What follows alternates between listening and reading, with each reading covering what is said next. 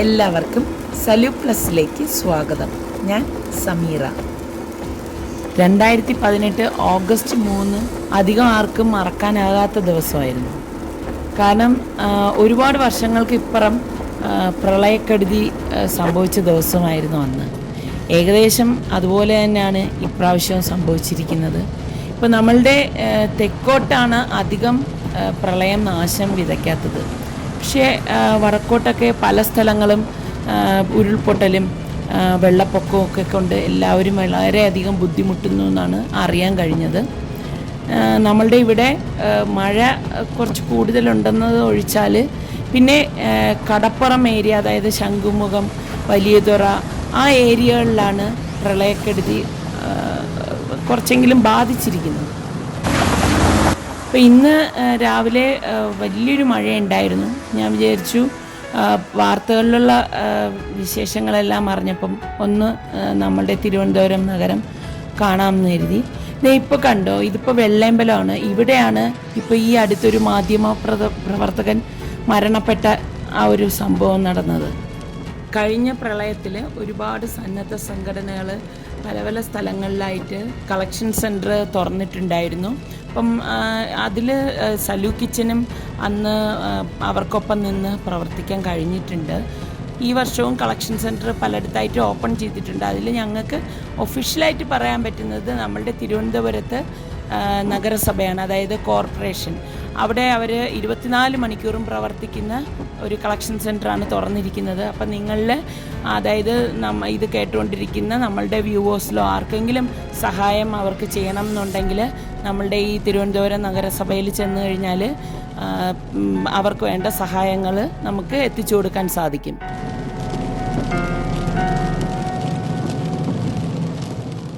നമ്മളിപ്പോൾ എയർപോർട്ട് എത്താറായിരിക്കുകയാണ്.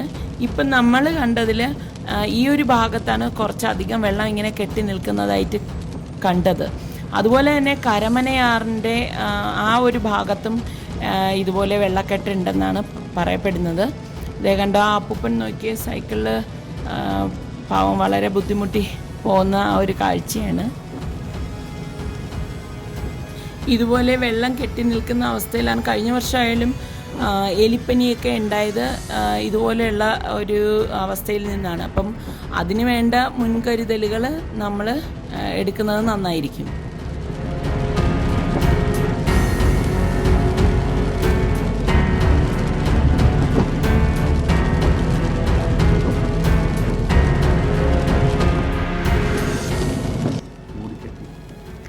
ഇപ്പോൾ രാവിലെ 7 മണിയാണ് ആയിരിക്കുന്നത്. സാധാരണ ഈ ഒരു സമയത്തൊക്കെ നല്ല വെയിലുണ്ടാവുന്ന ഒരു അവസ്ഥയാണ്. ഇപ്പോൾ കുറച്ച് ദിവസമായിട്ട് ഇതാണ് നമ്മളുടെ തിരുവനന്തപുരത്തും കാണുന്ന ഒരു കാലാവസ്ഥ. ആകെ മൂടിക്കെട്ടി വളരെ ഭയാനകമായി നമുക്ക് തോന്നുന്ന ഒരവസ്ഥയാണ്. ഇപ്പോൾ നമ്മൾ ശംഖുമുഖം ബീച്ചിൻ്റെ അവിടെ എത്തിയിരിക്കുകയാണ്.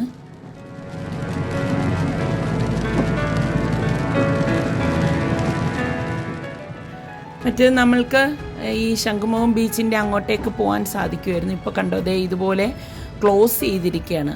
അതായത് ആർക്കും അപകടം വരാതിരിക്കാൻ വേണ്ടിയിട്ടുള്ള മുൻകരുതലാണ് അവിടെ എടുത്തിരിക്കുന്നത്.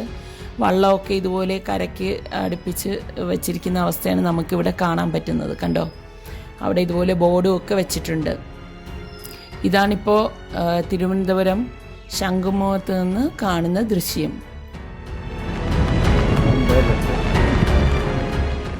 ഇപ്പോൾ ഇതേ കടൽ കയറി ഇങ്ങ് വന്നിരിക്കുകയാണ്.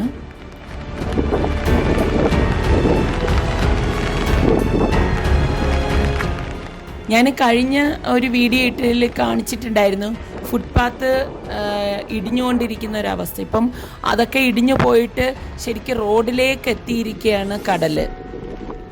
നിങ്ങൾക്കിത് കാണുമ്പോൾ തന്നെ മനസ്സിലാവും. കണ്ടോ, അപ്പോൾ ഇങ്ങനെ ഒരു അങ്ങോട്ടേക്ക് പോകാതിരിക്കാൻ വേണ്ടിയിട്ട് അവിടെ ഫെൻസിങ് വെച്ചിരിക്കുകയാണ്. അപ്പോൾ ആർക്കും അങ്ങോട്ടേക്ക് പോകാൻ സാധിക്കത്തില്ല.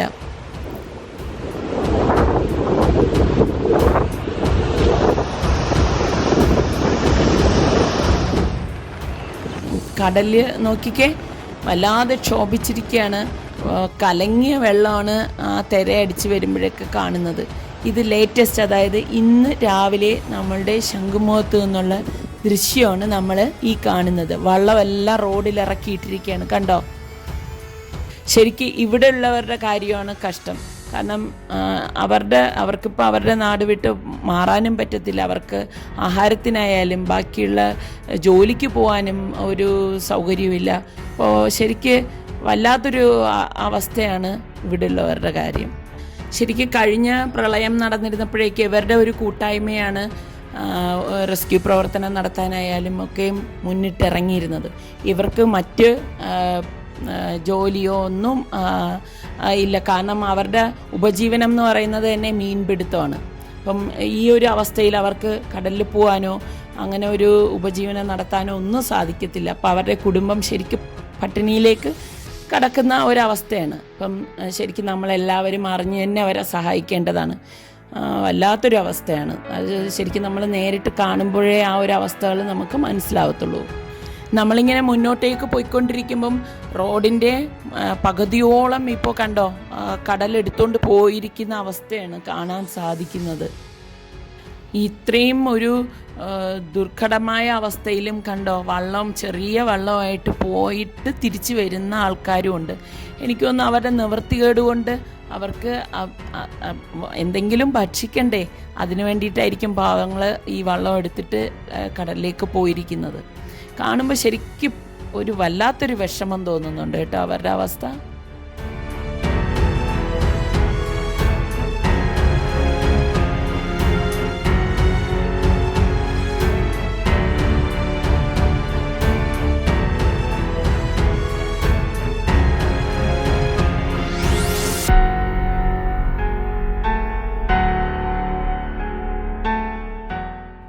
ഈ കാണുന്നത് വലിയതുറ കടൽപ്പാലമാണ്. അപ്പം നമ്മൾ ഉള്ളിലേക്ക് കടക്കാനായിട്ട് പോയപ്പോഴേക്ക് അവർ പറഞ്ഞു, ഉദ്യോഗസ്ഥൻ പറഞ്ഞു, ഇല്ല അങ്ങോട്ടേക്ക് പോകണ്ട, അത് മെയിൻ്റനൻസിലാണ്, കാരണം കടലും ശോഭിച്ചിരിക്കുകയാണ്. അപ്പോൾ അതാണ് പിന്നെ നമ്മൾ അങ്ങോട്ടേക്കൊന്നും പോയിട്ടില്ല. അപ്പോൾ വീണ്ടും ഒന്നുകൂടെ ഓർമ്മിപ്പിക്കുകയാണ്, സഹായിക്കാൻ താല്പര്യവും ശേഷിയുമുള്ളവർ അതാത് ജില്ലകളിലെ കളക്ഷൻ സെൻറ്റേഴ്സായിട്ട് ബന്ധപ്പെട്ട് സഹായിക്കാൻ നോക്കുക. നമ്മൾ എല്ലാവരും കൈകോർത്ത് ഒരുമിച്ച് നിന്നാൽ മാത്രമേ കഴിഞ്ഞ വർഷത്തെ പോലെ ഈ വർഷവും നമുക്ക് കേരളത്തെ കരകയറ്റാൻ പറ്റുള്ളൂ. അപ്പോൾ നല്ലൊരു നാളേക്കായി, നല്ലൊരു കേരളത്തിനായി നമുക്ക് എല്ലാവർക്കും ഒന്നിച്ചുകൂടാം. അതുവരെ ബൈ ബൈ.